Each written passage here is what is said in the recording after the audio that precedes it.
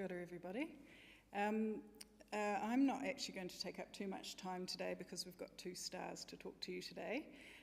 But I just wanted to give you a bit of an introduction to my book.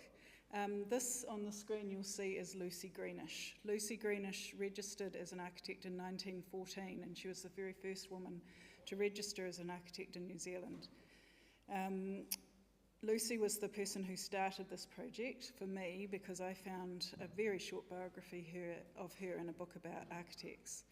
And I decided to stalk her life and find out more about her. And when I did, I found the most extraordinary story. But this photo actually came at the very end of my project because I found this photo and a whole series of other photos of her just before we went to print. And so this is a photo of her actually sitting in a Wellington architectural office in the 1914s, and I actually know the person that she's sitting with, who was her employer, or her employer, William Page. And so you can see her there sitting at a drawing desk with her set square and all that sort of thing. So this is a very precious photograph to me. And there was a series of photos taken on the same day where she's working and clearly operating as an important person within that office. And that was the sort of idea I was trying to get across, was the fact that these women were crucial parts of architectural offices, either working for themselves or working for other people. So once I'd started working on Lucy, I thought, because I'm a historian, I would perhaps write about women working as architects, perhaps up until the Second World War, something nice and contained. But when I got my contract to write the book with Massey University Press, my publisher, Nicola Leggett, talked me into coming right up until the present day. And of course, you'll know that there are lots and lots of women architects operating nowadays, and so it expanded the book hugely.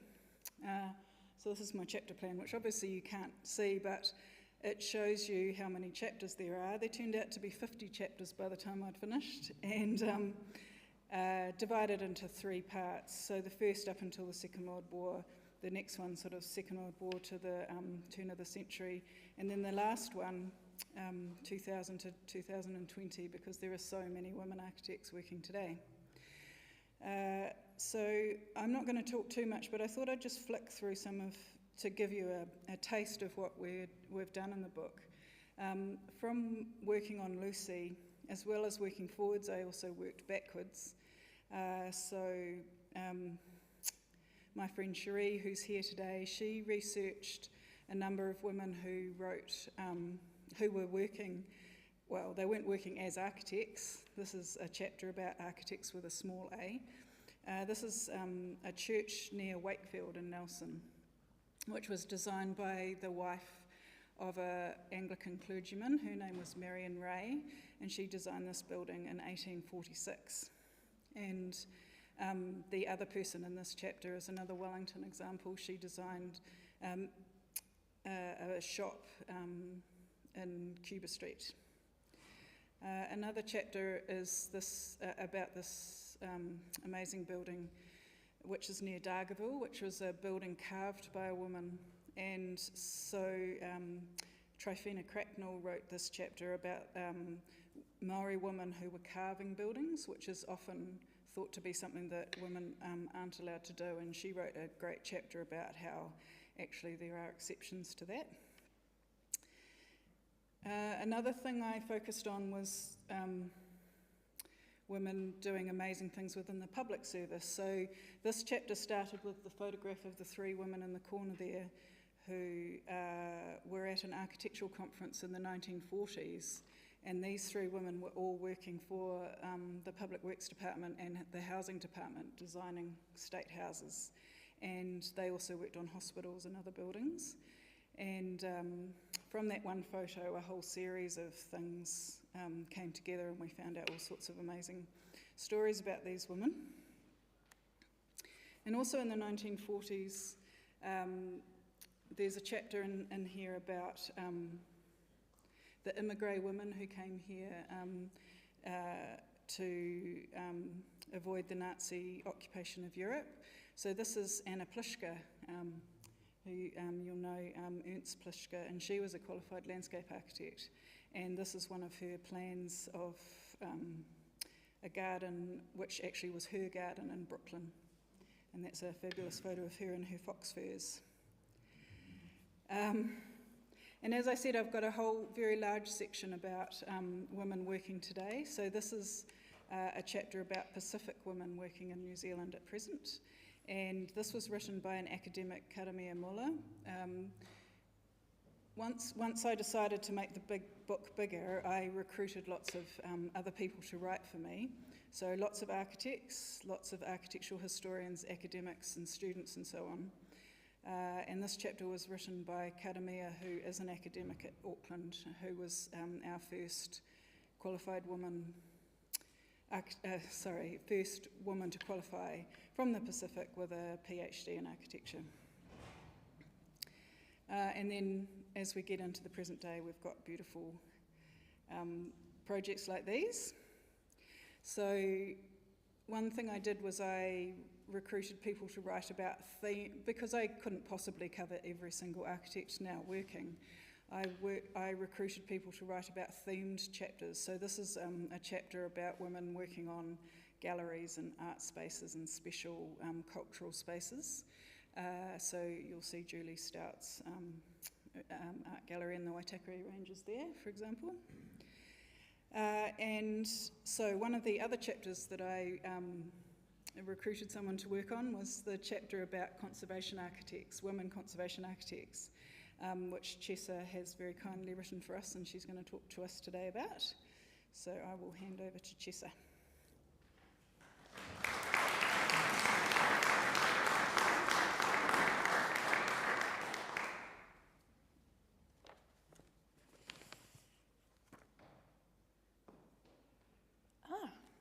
Kia ora koutou. Ko Chessa Stevens tēnei. I'm a conservation architect, and I was really delighted to have been asked by Elizabeth to contribute a very small part of what is an amazing, epic book, which I would encourage you all to buy if you haven't bought a copy already. And also to have been asked to speak to you today is also a great pleasure. So I do have a tendency to get on my soapbox or ramble a little bit. I'm going to try to stick to my script, but we'll see how we go. And hopefully I won't bore you to tears with my talk today. Firstly, I wanted to just start with a couple of definitions. So this is the boring bit, but we'll get it out of the way early. What is conservation?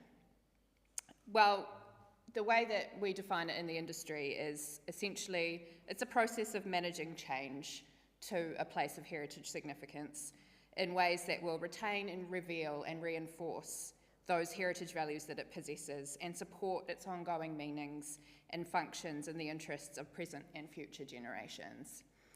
So in this sense, heritage values can include an array of different types of value, aesthetic, archaeological, architectural, commemorative, functional, historical, landscape values, monumental values, scientific, social, spiritual, symbolic, technological, traditional, and other tangible or intangible values. And those are just to name a few of the terms that we use on a day-to-day basis. So in the broader sense then, a conservation architect is an architect who specialises in understanding how to interpret, how to protect and preserve places of heritage value. And the term is not particularly well recognised here in New Zealand. It's not officially defined in the New Zealand Architects Act or a protected term. Casually, it's been in use since around about the 1980s, maybe the 1970s, and this is something that actually colleagues of mine on the board of ICAMOS New Zealand have been looking into more closely. We know that it's emerged and grown and been used over time, but it's much more commonly used overseas than it is here. The Architectural Department of the Ministry of Works supported training in recording and conserving historic buildings during the 1970s and 80s, and some of New Zealand's earliest conservation plans and conservation projects were led by the ministry or its privatised successor, the Works Consultancy Services. and a more in-depth history of the conservation movement in New Zealand is also being written at the moment by Ben Schrader and Michael Kelly, and some of you may have been to Ben's J.D. Stout lecture last week, which should be a very interesting read as well when it is all put together. So, a little bit about me. Well, since my childhood, I had a very, very firm idea of what I wanted my career to be. And although I briefly flirted with the possibility of being a doctor and joining the police force, and indeed doing both of those things, one during the week and one in the weekends, by the time I was making the selections for my subjects at high school, I had a clear vision of what I wanted to do. So out of several hundred students in my year 13, or 7th form in old money, cohort, I was the only one who didn't go to see the careers advisor. And my dean was so concerned about this that she came and hunted me down and said, "Why haven't you been to see the careers advisor? This is very important. You need to plan your life." And I said, "Well, thank you very much. It's all very well and good, but I've actually got a plan. I don't need advice. I'm going to architecture school, and that's going to be a stepping stone for me to go and study conservation of buildings overseas, and then I'm going to come back and save all the buildings in the country." I may have had to adjust my ambitions a little bit along the way, but that's okay. So that you might ask, well, where did this come from? And it's a good question. So like many things in life, there's no one single answer to this. I may have been inspired by the castle mural that was on the wall next to my cot as a baby. That is me. And I may have been inspired by all of the Duplo that I was given as presents as a child.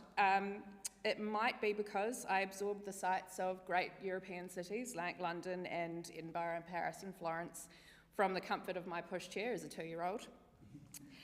It could be that I was influenced by having a father who was an architect, and growing up in the project, our house was never finished. When it was finished, we moved. Also, the many pilgrimages that I took to our family burial plots in the Rangitikei, and learning about my whakapapa and my history through the eyes of my nana, who would tell us the stories about our pioneering ancestors in that part of the country. And pointed out on a regular basis my great-grandfather's drapery shop in Mangaweka, which is the green one, I believe, in the picture of Mangaweka behind me. And also, I recall vividly the many, many trips that my parents and my younger brothers had to make to Cobblestones Museum in Greytown, because we used to spend our summer holidays in the Wairarapa. And by complete coincidence, totally unplanned, I live right next door to that museum at the moment.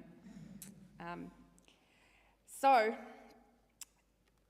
I also benefited from knowing a real live conservation architect from my youth, and without him it's pretty unlikely that I would have had such a clear direction about where it was that I had wanted to go with my career. And a shout out to Ian Bowman if he's listening online. As I was writing my chapter for Making Space, it became quite apparent to me that many of the women that I interviewed or talked about the career of conservation architecture with hadn't benefited from having that kind of guidance, and so they hadn't been able to see that it was actually possible to have a career in conserving historic buildings until they got into the workforce. But as with architecture generally, Aotearoa has a fairly small pool of female conservation architects, and I didn't have a lot of women to interview and talk about this with. For those who had grown up and studied in Europe, it was a much more natural transition towards working with existing buildings than it tended to be here. And for others, it was simply a passion that was lit when they entered the workforce after their graduation. So the first, or what we might call the first generation of women conservation architects, or those who began their careers in or around about the 1980s, did have some female forebears to look to. Women such as Ros Empson, who registered as an architect in 1976 and worked with and advocated for heritage buildings, heritage planner, author and advocate Diana Holman, who chaired the New Zealand Historic Places Trust in the late 1980s, and Di Stewart, architectural historian, author and university lecturer, passionate heritage advocate, and many of you will be familiar with her book on the New Zealand Villa. one of the formative books of my childhood. It was on Di Stewart's recommendation that Jane Matthews went to Rome to do the architectural conservation course run by the International Centre for the Study of the Preservation and Restoration of Cultural Property. It has a long acronym, I won't give it to you. The experience of this really focused her interest in heritage, and after returning to New Zealand in 2002, she and her husband Anthony co-founded Matthews and Matthews, which specialises in architectural conservation and adaptation of historic buildings. She is one of the many who features in my chapter, I wish, my chapter. As Jane Matthews was establishing her practice, Jackie Gillies was beginning her specialist training in conservation of historic buildings at the University of York, where I also did my studies. And upon returning to Aotearoa in 2003, she recognised an opportunity to adapt her practice to offer services in all aspects of heritage, repair, conservation, architectural design, adaptive reuse, and archaeology. And it was the first, and as far as I'm aware, it was still the only small practice that covered all of these fields in one place at one time. Heike Lutz was another who I interviewed for the chapter. She's from Germany. She began her professional career in Germany in 1984 and later opened her own practice. When she moved here to New Zealand in 1997, she found that conservation architecture was still a relatively unknown field. She studied and lectured at the University of Auckland, but was unable to complete her PhD in conservation architecture because there was no suitably qualified supervisor for her at the time. After working for a time at JASMAX, she set up her own practice at Beacon, which focuses on heritage conservation. So small as the field is, it has provided some women, like Jane, like Jackie, like Heike, with a solid platform for establishing and running their own successful business. Others have spent many years toiling in the public sector in positions in Heritage New Zealand, Poheri Taonga, and in local government. These roles, which require a great deal of collaborative work with private owners of heritage buildings, architects, developers, allow these women to lead and educate the wider sector and the general public about the importance of conserving Aotearoa's built heritage. But for many of you who are listening today, you will know that this is not an easy task. Apathetic or predominantly negative attitudes towards built heritage in New Zealand, a lack of understanding about its value beyond the economic, mean that to practice in heritage and conservation, you spend quite a lot of your time fighting. If you add to this our country's fairly poor statutory heritage protections and lack of national direction, resource management reforms, development pressures, earthquake-prone buildings and earthquake-prone building legislation, environmental degradation, damage due to extreme weather events and climate change, maintenance costs, changing use of structures and questions around adaptability, lack of funding, lack of grants, lack of tax relief to assist owners in paying for upgrading their buildings, and a lack of available traditional skills to carry out the kind of conservation work that some of these buildings require. All of these things give you some idea of what we as heritage and conservation practitioners run up against in our day-to-day lives. We are the advocates for the building or for the structure. We are their voice. And we are often incorrectly perceived as being a barrier to progress, a barrier to good design, a barrier to healthy and functional buildings, an impediment on private property rights, is one of my favourites, and an unnecessary and unwanted expense. And now we're even seen as being a barrier to affordable housing.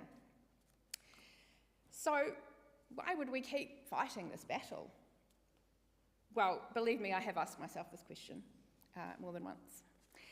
Despite having been very committed to the cause as a young person and being very passionate about this and knowing exactly where I wanted my career to go, I do sometimes get home at the end of the day and ask myself, why? But actually there are a lot of reasons, and these are just a small selection. Stories. Keeping the past alive through tangible representations of our otherwise intangible past, retaining the physical manifestation of our historic narratives. This is intrinsically connected to our identity, understanding our past and who we are, understanding other peoples and other cultures.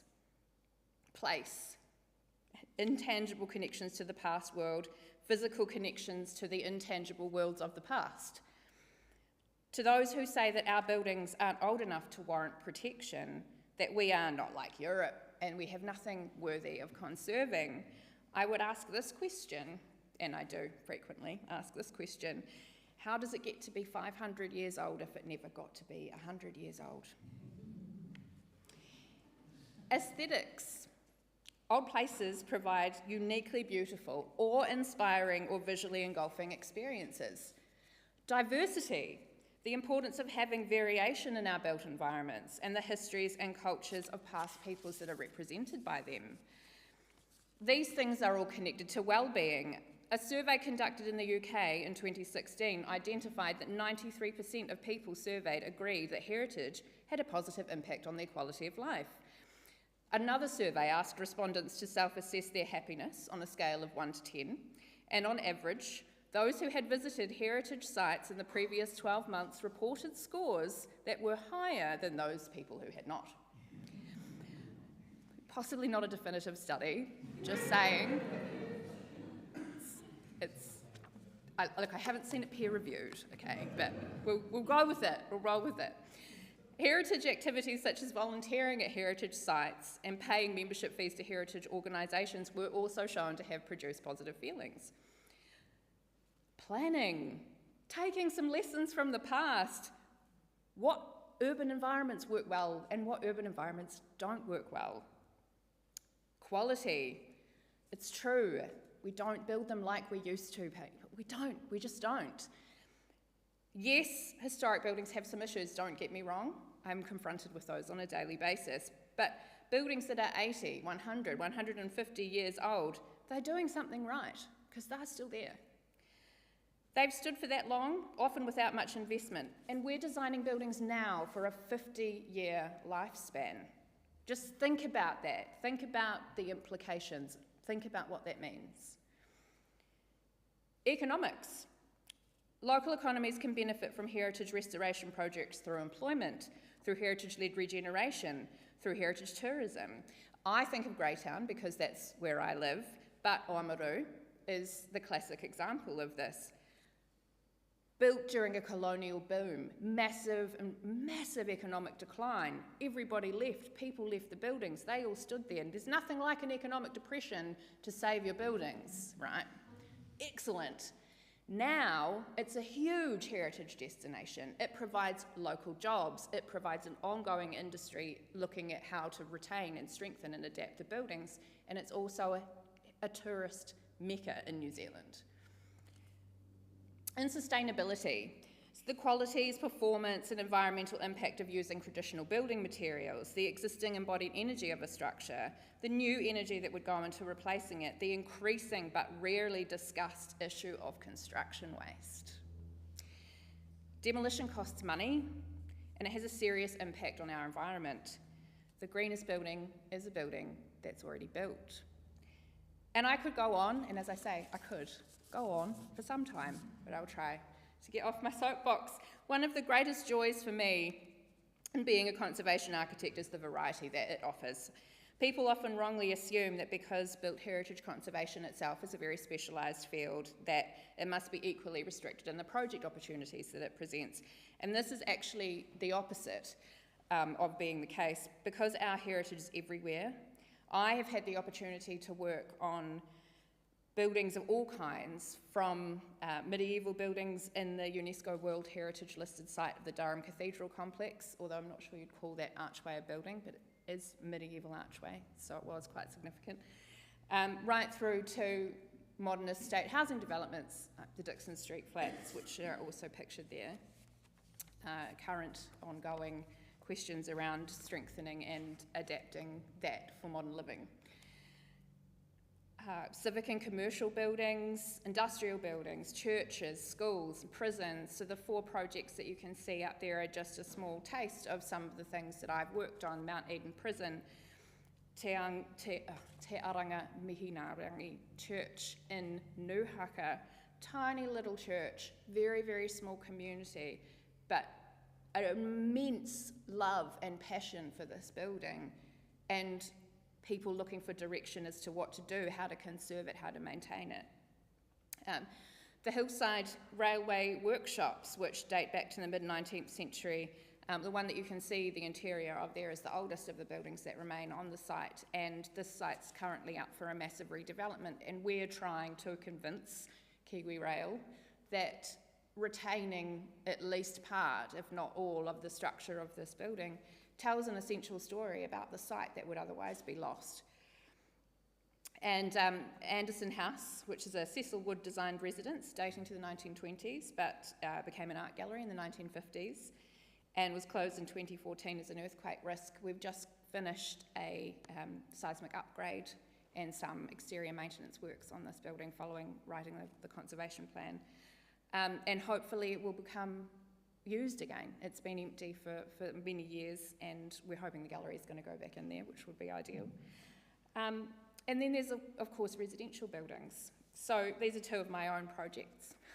The one at the top is the before and after. And the one at the bottom is the project that my partner and I have just started, so that's showing it as a moving in progress. Getting down and dirty, getting in there with the building is a really, really critical part of what we do, and understanding the building. It's really, really, yeah. The residential work that I have done presents me with that opportunity, which I love and spend all my weekends doing. And of course, there are all sorts of other types of projects. So this slide shows 4 of other completely random things that I've worked on. The Opawa River Bridge, which was replaced and completed last year. The existing bridge was retained and is now an active use or active modes bridge, cycling and walking, and there's an amazing interpretive area at one end of the bridge, so if you're passing through Blenheim, you have to cross over here. If you're coming from Picton, I would encourage you all to stop. It's a pretty cool interpretation.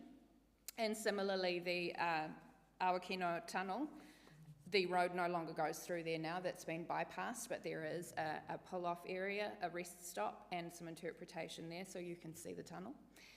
And the other 2 sites are some mile markers on State Highway 73 through up to Arthur's Pass. So 2 of those were moved for a road bypass. We picked them up, gave them some restoration, reinstated them, not quite in their original positions, but nearly. And the remains of a flour mill in Pokeno up in the Waikato. So a huge diversity of work that we get to enjoy doing. And this gets me up in the morning, is the love for all these different types of structure and all of the different ways in which they're significant. Understanding the history of a place often requires some very lengthy hours of research, and sometimes the primary sources of information are very limited, and it is often not possible to establish with complete certainty exactly when or how or why a building or a structure was built. And many of you in this room, I'm sure, will understand the absolute unbridled joy of finding that little piece in an article at Papers Past that bridges a gap of information that you were missing, or finding photographs that you had no idea existed that show you something that you've been talking about or speculating about or guessing about, but prove, or they give you the tangible visual link to what you've been able to describe. Or, very simply, when you can just decode a certificate of title, like this one. My team and I, we spend quite a lot of time with the curse of the cursive in translating old handwriting or very badly copied pieces of historical document.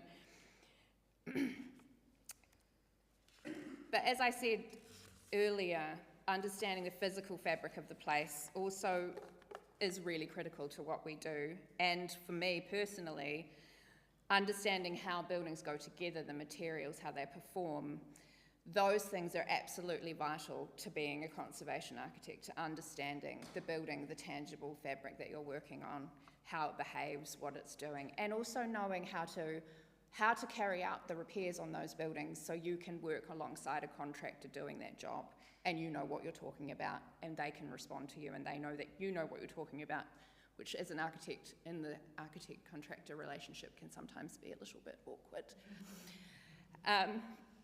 So I personally just like to throw myself in there, and sometimes I do things wrong, but a lot of the time it's on my own house, so that's okay. If it's other buildings, I try to be a little bit more careful. Ultimately, what I would say is that the practical education, the things that you learn by getting in there and working with buildings, they're much more vital to doing my job than architecture school ever was or ever will be. So, to return at long last to the subject of my chapter, I see myself and my contemporaries as a sort of second wave of women architects in conservation who have had the benefit of looking upwards towards what is, albeit a very small group, of determined first generation women conservation architects.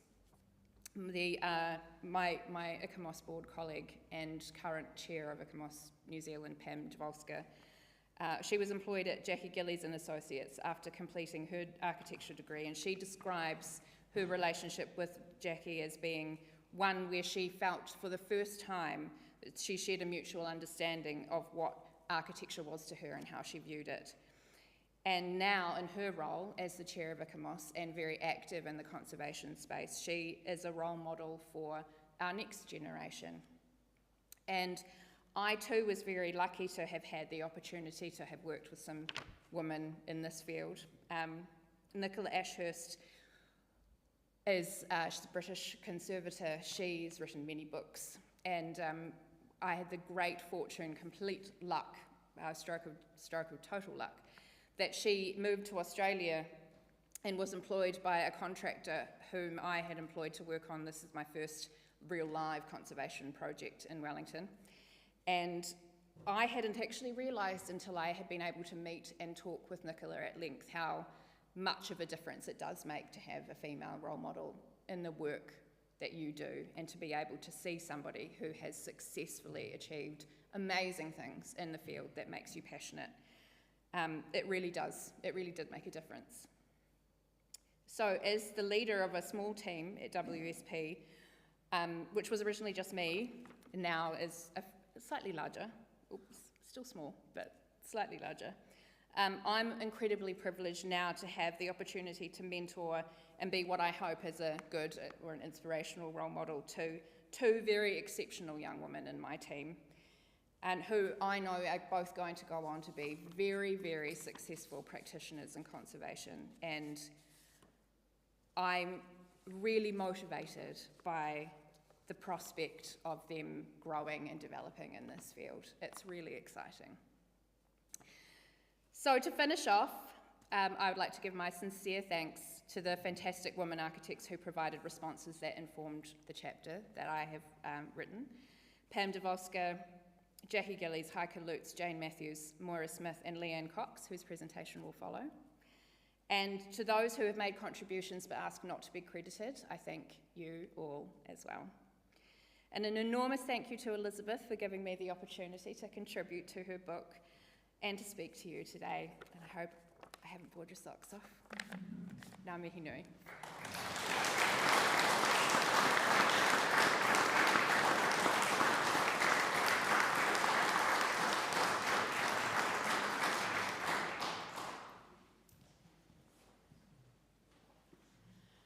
Tēnā koutou katoa. Anybody want to stand up and stretch? I've got a bit to talk to you about today. My talk is called Seeing Yesterday. So I'm a heritage architect with Studio Pacific in town. Been working on heritage buildings for a number of years now. So what I'm going to be talking about is really just what inspires me with regard to heritage architect. Working with history, being it archaeology, history, literature, art or architecture, has a way of bringing the past into focus. It starts to inform the way that you think about a place, how you navigate, what you see and what you think about when you see a particular building, and ultimately your own place in the world. You've probably all experienced this. For instance, is there a heritage building or a place that you've visited that sticks in your mind? Chances are it's something physical that you remember. chances are it's not something physical you remember, but maybe the story of the girl who lived there, growing up before setting out to change the world. You imagine her walking up the stair or looking out the bedroom window. After hearing the stories of the past, whenever you look at that house, you notice the window and you think of her looking back at you. That story has changed your perception of that building. This image of 3 children looking out over sand dunes to Lyall Bay has captured a moment of time in 1895. This is where I live, and you know Lyall Bay, it's so different. Full of surfers bobbing up and down, broccoli salad and good coffee. How far removed is that from this image of quiet contemplation? This image makes me want to know what these people were doing, thinking, and what life might have been like for them. It's this kind of imagination and curiosity that makes architecture exciting for me, and that I want to share with you today. We'll start by having a quick look at heritage significance, and then visiting some local examples, and then go a bit further afield. Oh, that's gone small. First, a bit of formal framework, the notion of significance. So, as Chessa was talking about earlier, the key concept of heritage architecture. So the general aim of heritage architecture is to retain heritage significance, but to do that you actually require an understanding of what is significant about it in the first place. So this list is part of Heritage New Zealand's guidelines, and that's why I've chosen to show it to you. Artistic significance, archaeological, architectural, cultural, historical, scientific, social, spiritual, technological and traditional. So working on a building, the significance may already have been researched and formally assessed in a conservation plan, in a council listing, or in a Heritage New Zealand listing. Or there may be a heritage architect, such as Elizabeth, who I've collaborated on with quite a few buildings, or a heritage architect will have to start from scratch and actually do the research and come up with an understanding of the significance. So, starting with a local example, this is Tinako, previously known as Civic Square. It's a heritage area in Wellington's Operative District Plan and consists of the whole area from Victoria Street, Harris and Wakefield Streets, east through the Michael Fowler Centre, and right down to that sharply pointed garden bed at Taranaki Street and Jervois Quay traffic lights. If you picture this area now, you'll think of Te Matapihi, the Wellington Library, the Art Gallery, the WCC buildings, Civic Square, the City to Sea Bridge, the Town Hall, the Michael Fowler Centre, the Michael Fowler Centre car park, the National Ballet temporary building, and the flower beds. This area was actually reclaimed in 1889, and here's what it looked like around 1895. I think you'll find there's actually not a lot recognisable there. To help, here's Cuba Street shown in red and Wakefield Street shown in blue. Where they intersect, there is a large vacant lot in the centre of the photo. This is where the town hall will be built in 1904. But what buildings were actually here in 1895? Well, the most noticeable is the ornate vertical brick building in the centre of the photo. This was Wellington's free public library, built in 1891 to 1893. This site is where the Wellington City Council buildings are right now. Quite cool, isn't it? This is a closer view, and the building tucked in behind it is the Wellington Technical School. This area, since it was reclaimed, has always been seen as a civic precinct, hence the continuing use that it has today. Do you remember the band rotunda? This was the next structure to be erected in the precinct. Tenders were called in May 1899 for a rotunda in accordance with the city engineer's plans in the middle. It was felt that the city had previously been deficient thanks to the absence of a rotunda, and in August 1898, a deputation of Wellington band members had managed to get agreement from the mayor to build them a rotunda on the open space reserve near Jervois Quay. Before the band rotunda was even completed, Premier Richard Seddon was there farewelling troops going to the South African Wars. You still don't remember the band rotunda? Here it is in 1920. So this is when Cuba Street stretched right to Jervois Quay. The central fire station is on the left, and the band rotunda is diagonally opposite the main entry of the town hall. The Michael Fowler Centre is now where the fire station and the rotunda are shown here. So as we're looking at the town hall in this image, note there's no clock in the tower. That wasn't installed until 1922. Also, the tower and the portico were removed in 1934 after the concerns about their seismic strength following the 1931 Napier earthquake. So this picture shows the original front of the town hall. It looks quite different to what we see now.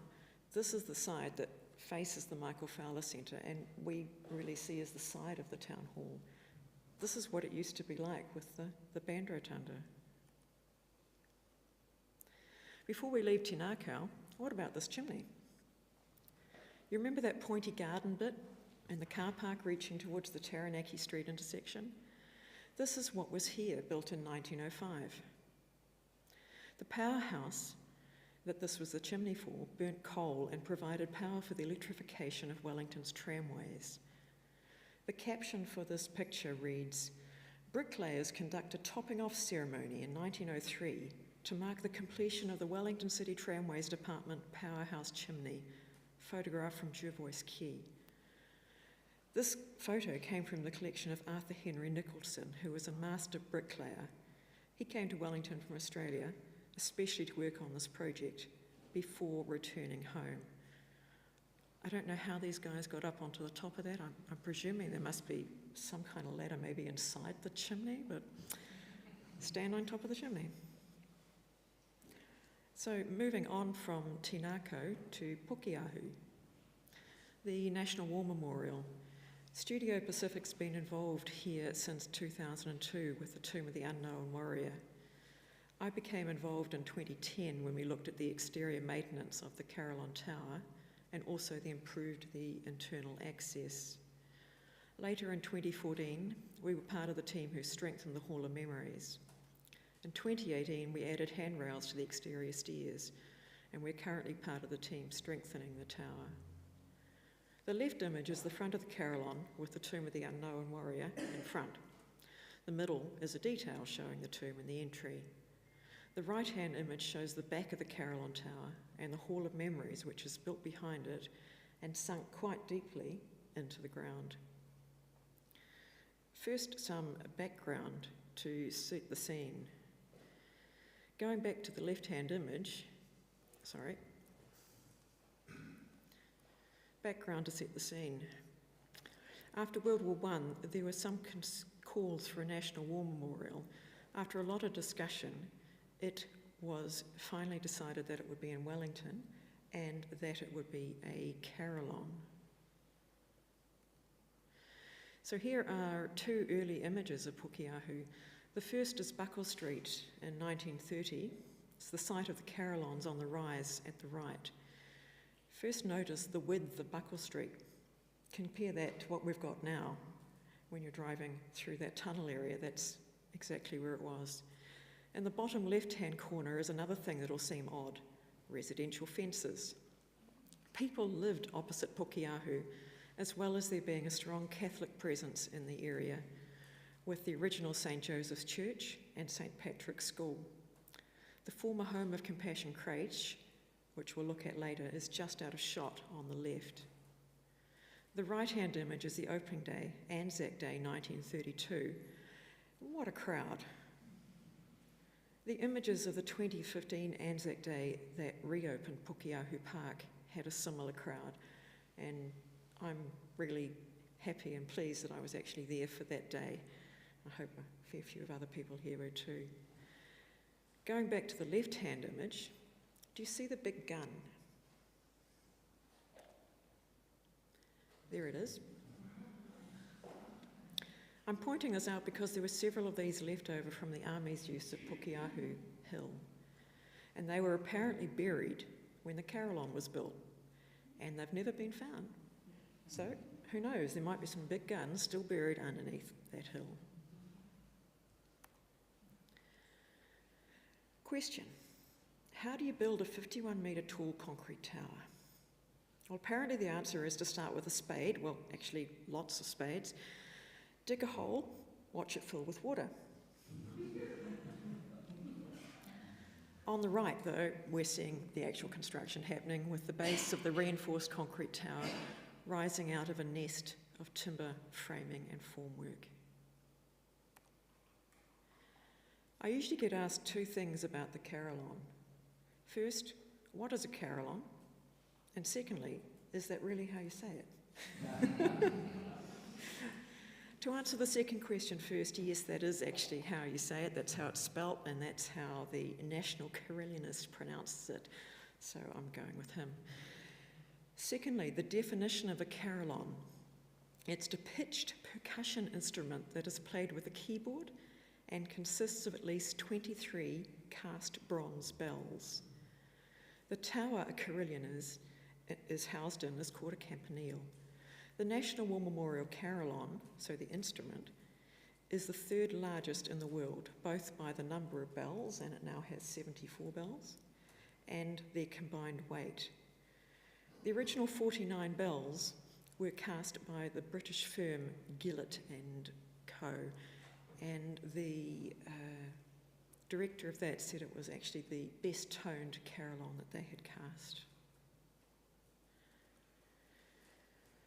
At the start, I referred to a girl looking out the window. Well, here is a lady, and that's the window on the left that she's looking out of, or has been looking out of. This is Gladys Eleanor Watkins, who was born in Akaroa on the 20th of October in 1884. When she was 17, she began what was to become a highly successful music teaching practice in Wellington. In the mid-1920s, when the plans were being advanced for building a National War Memorial that would include a carillon, she decided to learn to play the instrument with a view to being appointed the official carillonist. She travelled to Europe in 1929, and with financial support from the Wellington War Memorial Carillon Society, studied at the Belgian National Carillon School, graduating with distinction.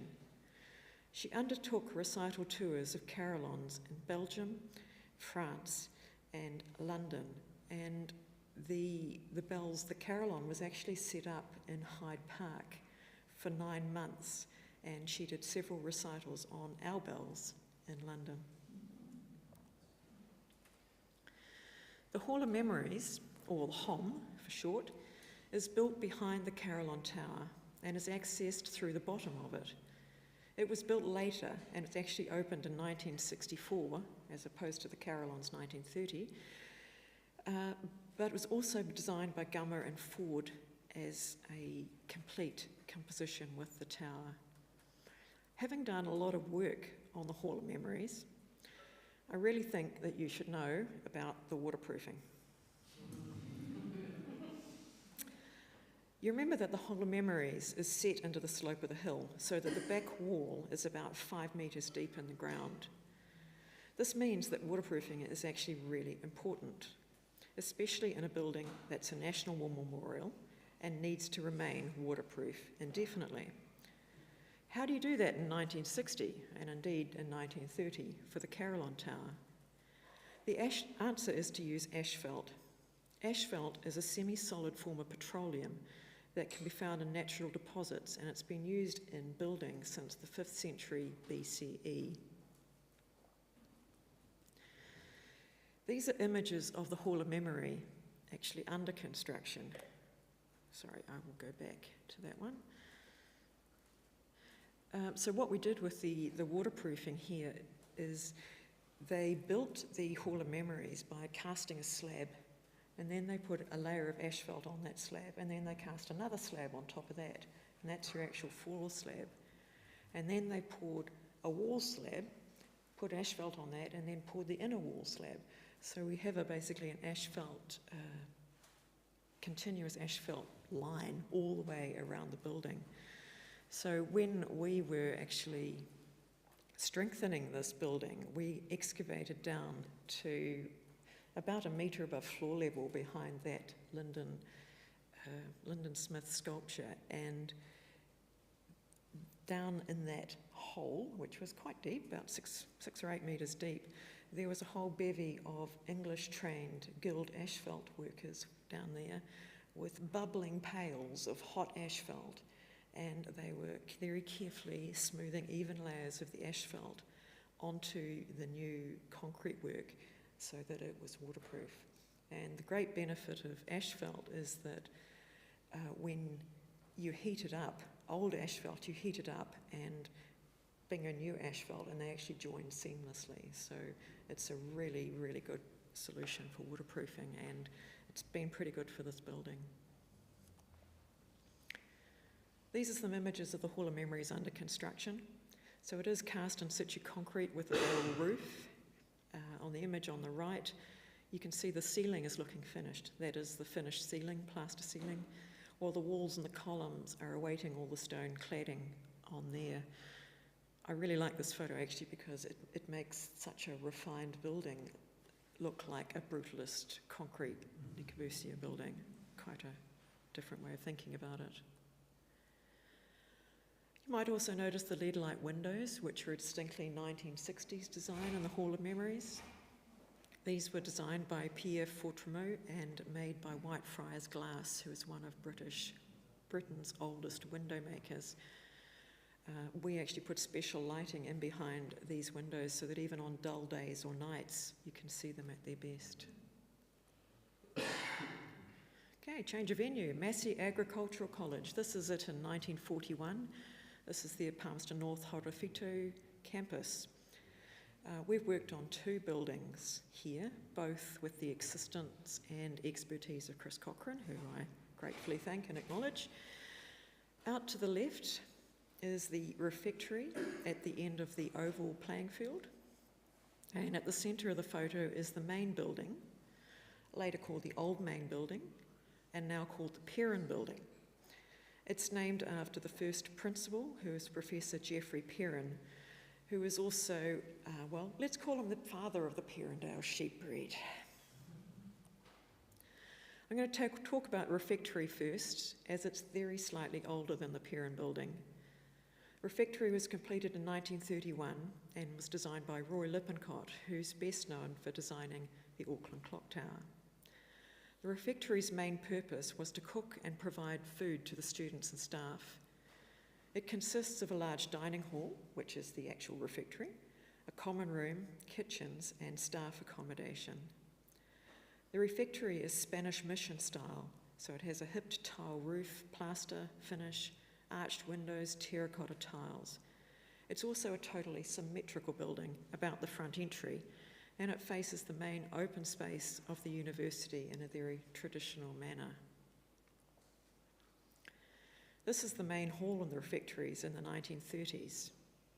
It has detailed plasterwork ceilings and balustrades, dark Rimu glazed doors, black steel windows, and brass hanging orb lights. Lippincott also designed the furniture here, which is primarily the benches and refectory tables. This is the opening day of the refectory, with the unofficial Guard of Honour greeting Governor-General Lord Bledisloe on the 17th of June in 1930. This photo takes a bit of looking at, but it's worthwhile. I think it's Professor Perrin, head of the school, in the middle of the doorway. He's the one looking towards Lord Bledisloe, who is the gentleman in the car in the top hat. Then there's 2 rows of students lining the entryway, and they're wearing costumes, including hats and fake noses. We're pretty sure they had a thriving theatre society at Massey at this time. But check out the left-hand side of the image. There's something happening out of camera that is drawing the attention of most of the greeting party, the chap in the dark suit beside the car, and Lord Bledisloe himself. You can only guess at what shenanigans the students are actually doing just out of shot. The refectory was a key part of Massey University, and it was the location for most of the formal and social occasions as well as the meals. The image on the left is Professor Perrin's farewell in 1959, and in the detail on the right, that's him on the end behind the keg. In the 1970s, Massey built a new student union building which took over the dining and social functions of the refectory. This left the refectory to become lecture theatres and offices. The hall had the balustrading demolished and the balcony floor continued right through, dividing it into separate upper and lower lecture rooms. So this is the lower level after the 1970 work. Pretty unrecognisable. All the original windows have gone, and it's half the height. The timber doors are there, they're now painted, and the decorative plaster lintels are still there as well. But do take notice of those new windows. We were lucky in that there were a few photos of the original hall, but we didn't have detailed drawings. The project was a lot of construction work, a lot of strengthening, repairing, and replicating.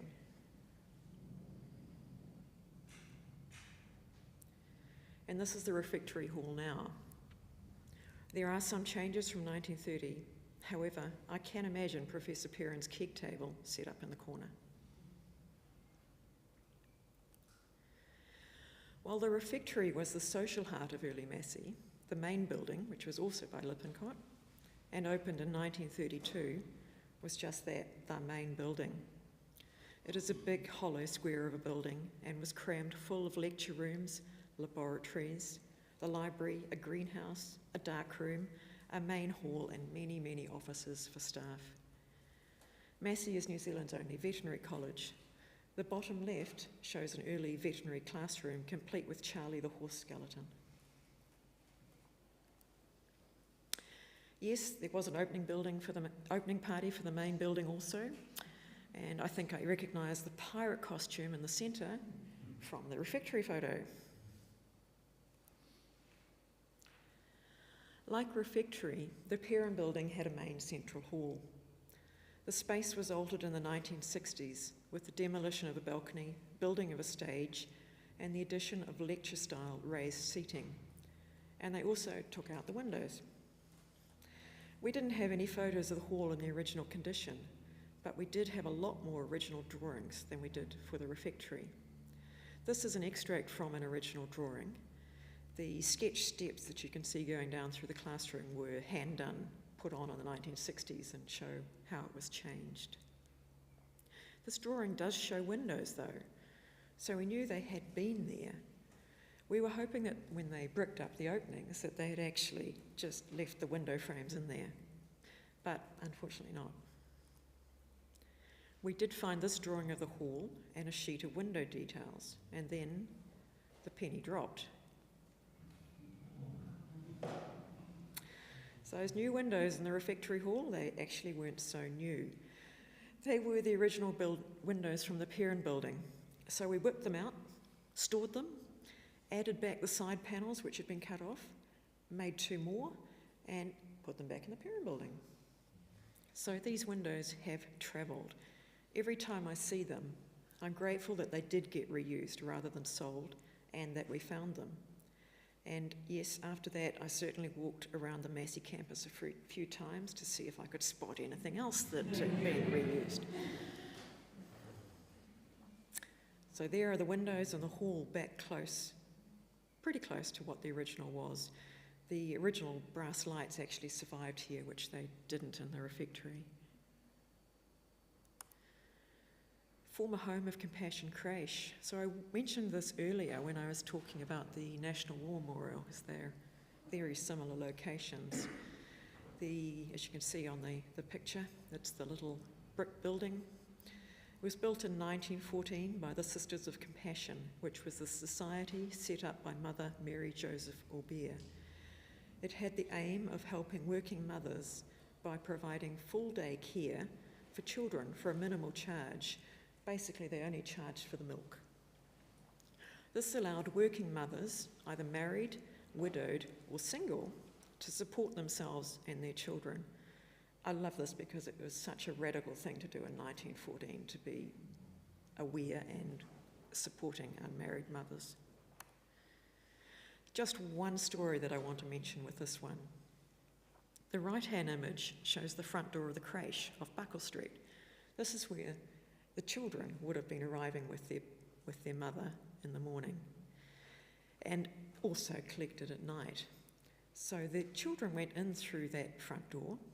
The nuns then gave them clean clothing to wear during the day. They washed the clothing that the children had arrived in and dried it. They washed the children, and at the end of the day they put it all back together and sent the clean child home in clean clothes. How good would that have been? To me, that speaks really strongly to the practical nature of the help that Mother Orbea championed. I've lived in Wellington for 17 years now. Before that, I was in Auckland for 14 years, and during the time in Auckland, I had learnt and understood about the history and the development of Auckland. When I came to Wellington, I'd suddenly lost all those layers of understanding of place, and I had to start again to understand how Wellington had developed and developed that mental map and emotional understanding of the city. Heritage architecture is a process of doing that for all of our projects, so that there's awareness of all of those areas of significance and the simple memories and lives of people gone. My aim for this talk was to share the enjoyment I feel in the little bit of history that I know, and how that illuminates our understanding of the present in ourselves. If you ever get a chance to go to Massey and have a look at the refectory and you walk in through that front door, please think of that scene in front of you. Thank you very much. Ngā mihi nui.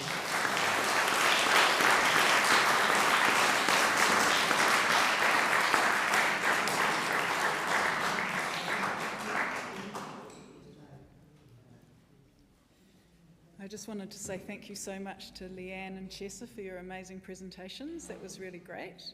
So our chair, Nick, is going to come back up and help us run some question and answer session, I think, if anyone's got any questions they'd like to ask us. Should we come back?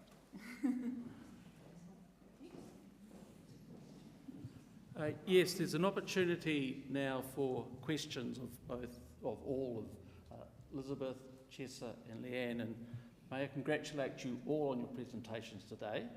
I'm an architect, I'm some 67 years of age, but it's never too late to learn. It was wonderful, thank you very much. But now, if there are questions, I have a microphone which I'll bring to you, so the question can be recorded as part of the live stream and for the recording beyond. So are there any questions for any of our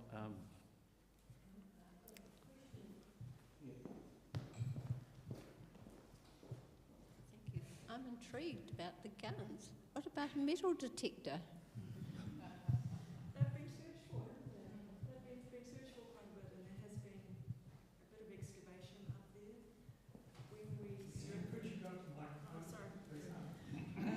When we strengthened the Hall of Memories, there was a lot of excavation out to the sides, and we were hopeful, but no, they've never been detected, and they have been searched for with a metal detector. But who knows? I have a little addition to that, which Lianne may not know about. I had a client some years ago, Roy Southwood, who, as you may know, is the son of Len Southwood and was a car collector. And he learnt that some guns had been buried up at Newtown Park.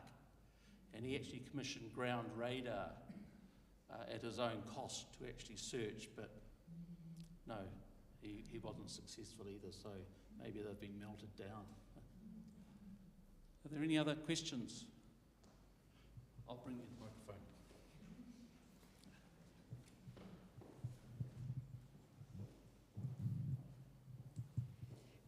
Thank you all for sharing what you've experienced in research. It's been really interesting. Excuse me as I cough into the microphone.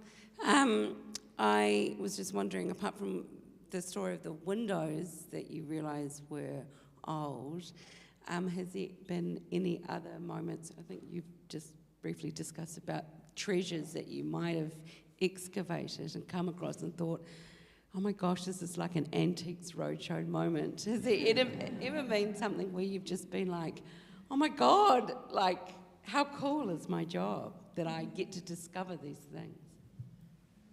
Yeah, there have been a few like that. That one did stand out.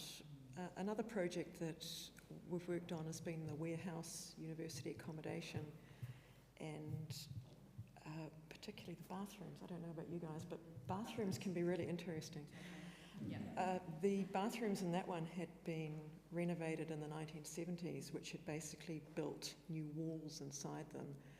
But you could get in behind the walls, and there was a gap in behind the walls where the windows were, and that had all the original terrazzo detailing on the windowsills, the original timber windows. Yeah, so that's really cool to see. I've also been inside the toilets down at the Wellington railway station, the main toilets on the main floor there, and that's got a similar thing. You can actually walk right around the outside of the toilets between the original wall, which still has the original beautiful tiles on it, and the inner wall. So it's these things that you don't always see, but they're great to know about. Yeah, I think the biggest joy comes out of discovering something you didn't know was there. And we have a lot of situations where we've got no existing documentation of a building. We've got no drawings, we've got no history, we've got nothing.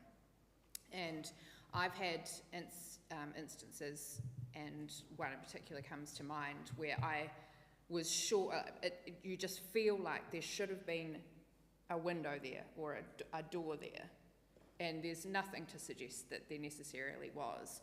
But when you start to pick apart little parts of the building, this particular instance, we discovered that there had been a series of weatherboards replaced on the outside, the inside sarking had been replaced, and we found a door sill exactly in the place where I had thought, I feel like there should have been something here. And those little moments when you can piece things together, you can piece together little bits of the story of the building by uncovering its layers. I love that.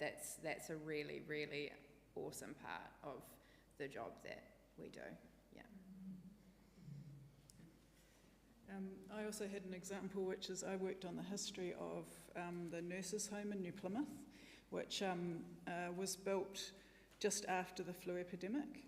And so New Plymouth was particularly badly hit by the flu epidemic, and they decided they needed to build a new building for the nurses because a number of nurses had died from the hospital in New Plymouth.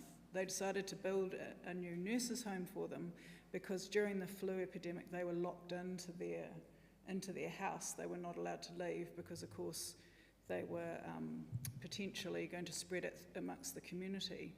So when they built this building, the hospital board or whatever it was decided to spend X amount of money on it, but they wouldn't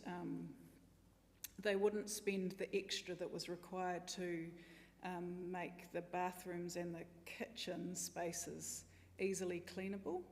And so the nurses went out to the community for week after week after week to fundraise from the New Plymouth community to give them the money to make the kitchens and the bathrooms easier to keep hygienic. And so those tiles that those women paid for by fundraising from the New Plymouth community are still there on the walls and on the floor. And the nurses said really clearly that the reason why it had to stay hygienic was because they had to stay healthy to look after people, and because they had been locked in, it was them who was having to do all the cleaning. And so when I found out about those fundraising efforts, it made those fairly ordinary green tiles on the floor and on the walls of the kitchens in that building pretty special. Yeah.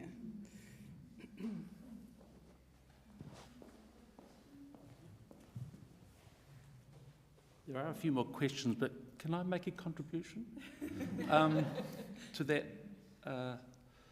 The discovery, we were commissioned, Rick Slesser and I, to design a new house for a couple up north of Paraparaumu, quite near the Southwood Museum turnoff.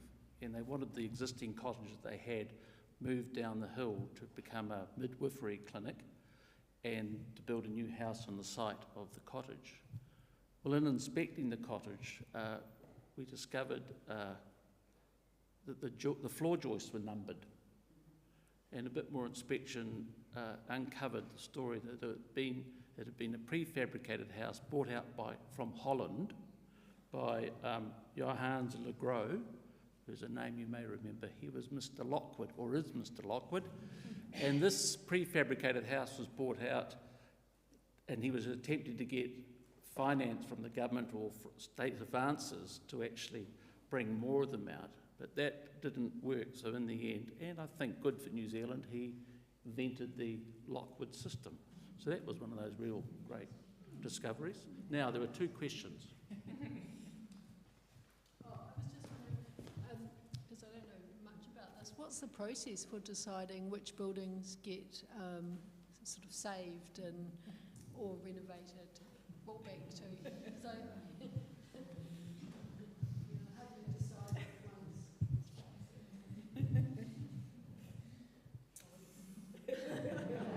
It's a big question. It's a very big question. To give what I would try, okay, I'll try to give a potted answer to the question. So, to start with the broader picture, New Zealand's heritage protection system is appalling. We have buildings listed with Heritage New Zealand, but Heritage New Zealand have no statutory authority to protect those buildings. The statutory authority lies with local authorities, so with councils.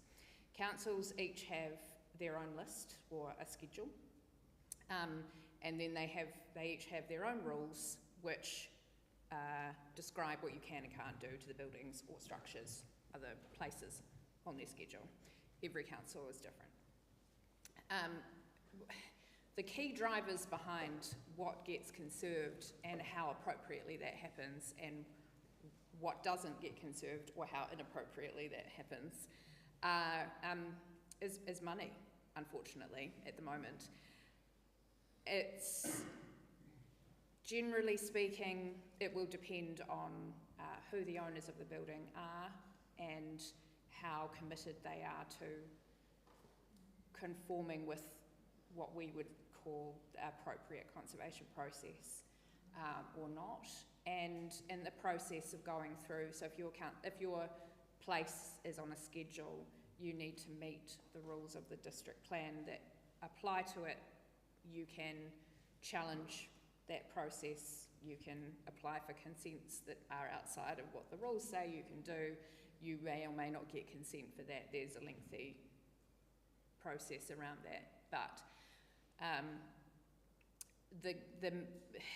the public investment in maintaining and conserving our built heritage here is very poor.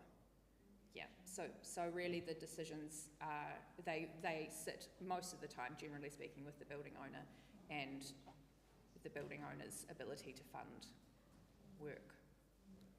Yeah. I'd just add that with the Heritage New Zealand list, anybody can nominate places to be on that, and also for council lists, if there's buildings you think should be on there, bring them to your council or Heritage New Zealand's attention. Absolutely. Hi, this question might be outside of your brief today, but I was just interested in your observations and around the recent debate on the spatial plan here in Wellington, where heritage has become synonymous with colonialism and therefore a dirty word. And I just wondered if you had any opinions on that.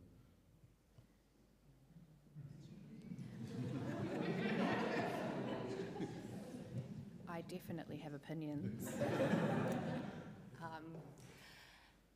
I was at a presentation last week, also part of Heritage Week, at which there were three speakers. It was a presentation that was given at the Wellington Club, and one of the three speakers there was Jamie Jacobs, who's Central Region Manager for Heritage New Zealand. He spoke about this quite well, and I will echo some of the points that he made.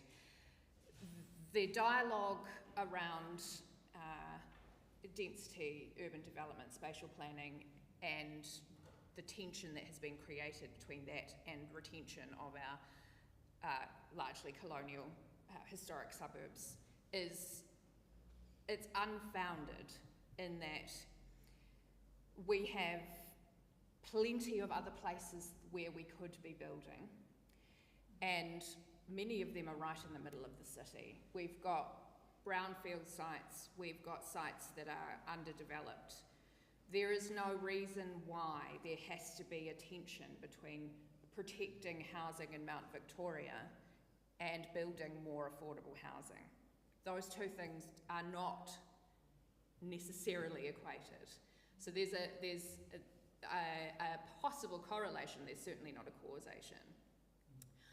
The dialogue around the fact that those suburbs are often representative of a colonial past does present a tension. It's a very similar tension to the one around statuary or the depiction of colonial ancestors from our past who may or may not have behaved in particularly positive ways, and the difficulty that presents then with the idea that we're celebrating something that people actually may have been, or celebrating something or a person or an idea, philosophy, that presents us now with some real difficulties in terms of how we want to be seen and presenting and understanding our history today. Again, I would say there are multiple ways in which you can address that problem without a widespread demolition occurring. It's about public education, it's about knowledge, it's about interpretation. So the constant rhetoric that we're experiencing at the moment around these wealthy people in Mount Victoria, I'm just sorry I'm picking Mount Victoria, but it's a good example. These wealthy people in Mount Victoria, they want to have their little protected suburb, and they're stopping all these young people at university with massive student loans from getting their first house. It's rubbish. There's no causation in there. There's just a lot of people trying to make connections that don't exist. There is no reason why we cannot have intensification, development, affordable housing, and protected heritage suburbs. No reason at all.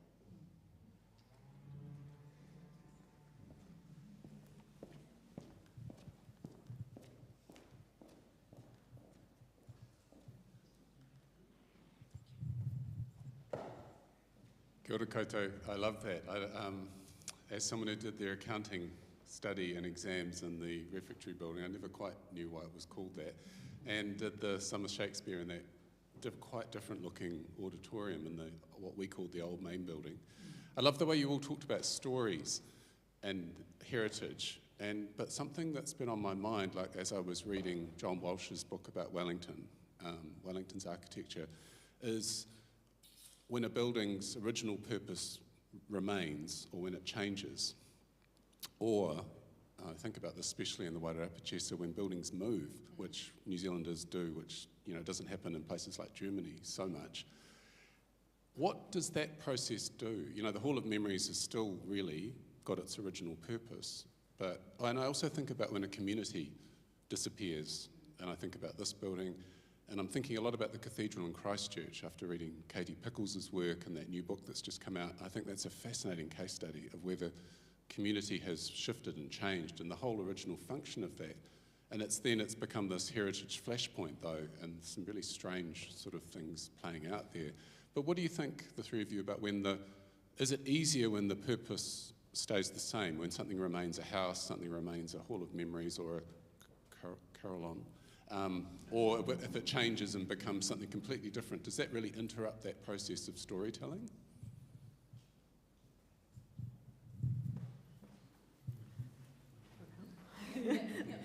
I guess it makes it more challenging, because yes, you're right, when there's a continuous purpose, and one of the aims of conservation is, or one of the general things that you try, that if you can continue an original use in the building, for example, if the original flour mill is still producing flour, it tells a much more succinct and comprehensive story.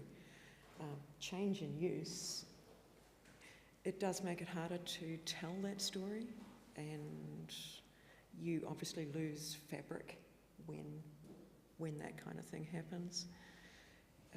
You still try and do it as best you can, but you might be forced to use different techniques, like more interpretation, things like that. Anything to add on that? Yes. Oh, no, I think that's a very good summary.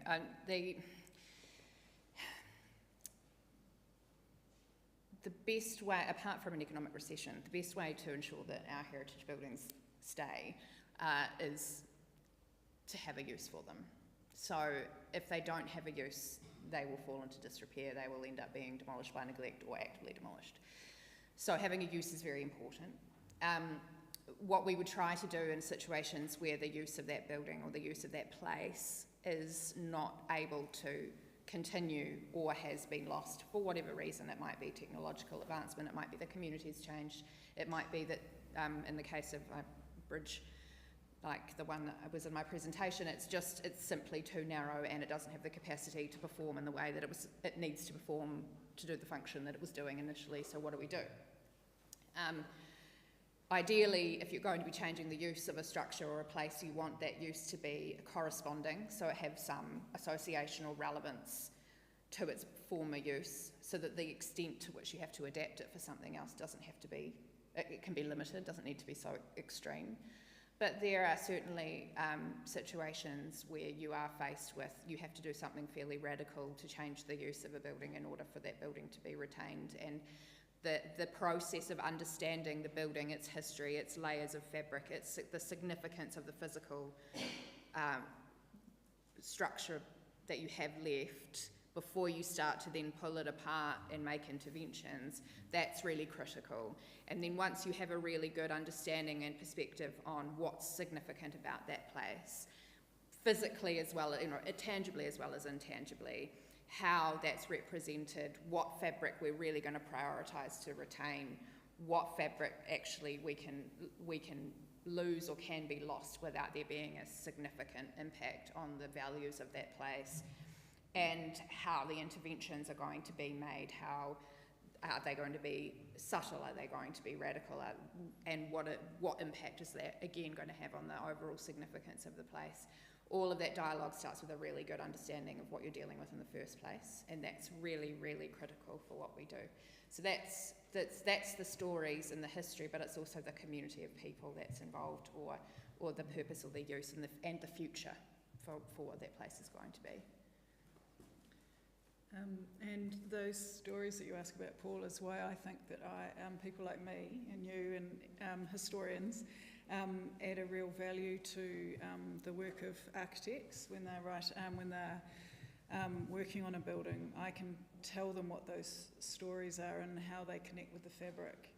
Nick knows almost everything there is to know about this building, but when I helped write the conservation plan, I found some new things that he had never heard or worked out before, including that the altar has been moved, even though it's 1.5 tonnes or something like that, 2 tonnes. And so just the fact that they moved it is a story about Vatican II, because prior to that, the priest stood in front of the altar and faced away from the congregation. But then when the Pope said that the priests had to look outwards, they moved it so the priest could stand behind it. So if I can tell those sort of stories to the architects, then they understand why things are the right places and hopefully preserve that all those important features of a building. So that's why I help architects in that. Well, I think I do, hopefully. Absolutely.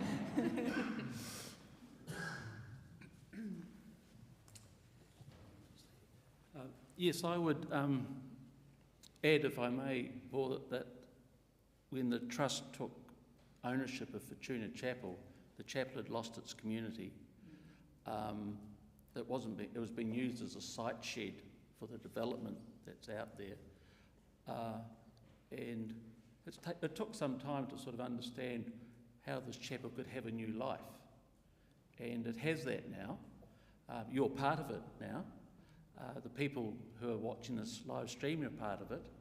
And one point I'd like to note, is that the interior that you're in is completely original from 1961, just apart from the public toilet that we had to install. So the interior has been cleaned once, to our knowledge, and that was in 2014 when the entire interior of this chapel was scaffolded, so Wynne Clark could measure all the deflections and the movement and the bolts and so on. And I should have said this at the very, very beginning for all of those who are sitting here and those who will visit this building, that in terms of earthquake, it's between 70 and 80% of the new building standard post-Christchurch, and it was designed in 1958. So you're quite safe. Are there any more questions? We are getting towards the end of the... Yes.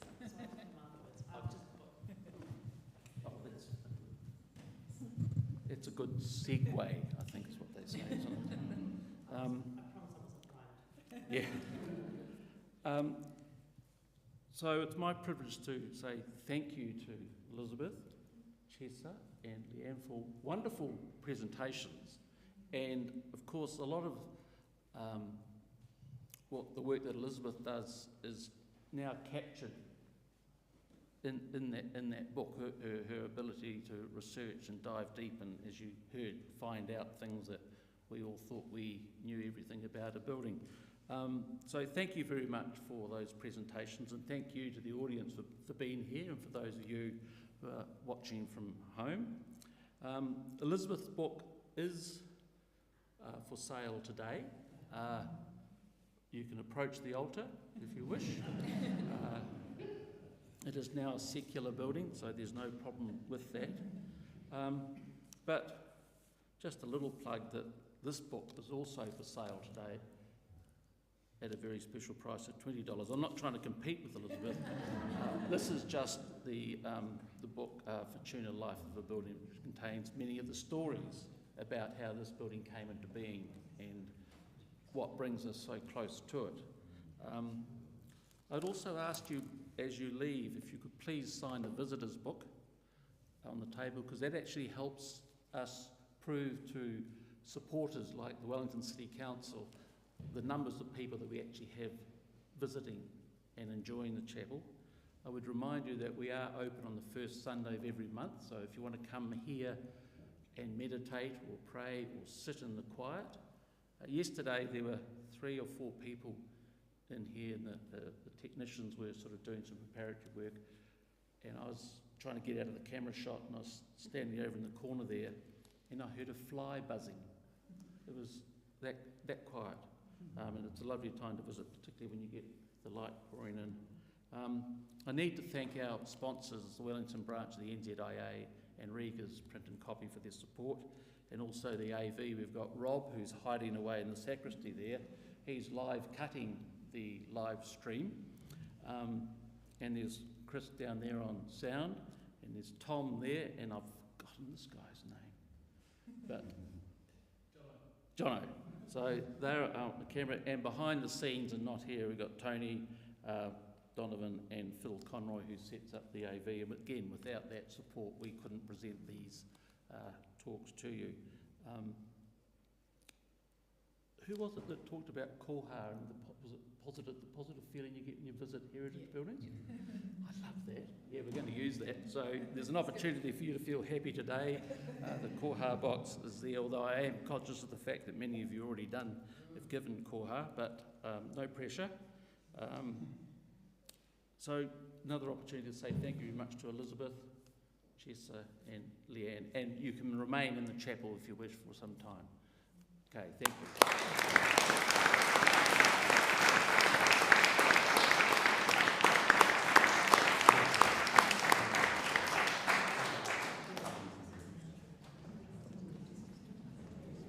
I will be over with the